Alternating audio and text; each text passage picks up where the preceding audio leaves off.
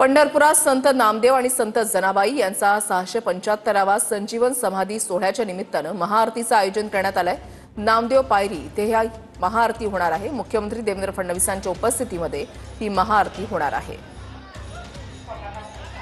संत नामदेव आणि संत जनाबाई यांच्या संजीवन समाधीला 675 वर्ष पूर्ण झाल्याच्या निमित्तानं आज पंढरपूरमध्ये राज्याचे खरतर मुख्यमंत्री देवेंद्र फडणवीस हे नामदेव पायरी येथे महाआरती करणार आहेत। खरतर वारकरी संतातील विठुरायांचा सर्वात लाडका संत म्हणून संत नामदेवरायांची ओळख आहे।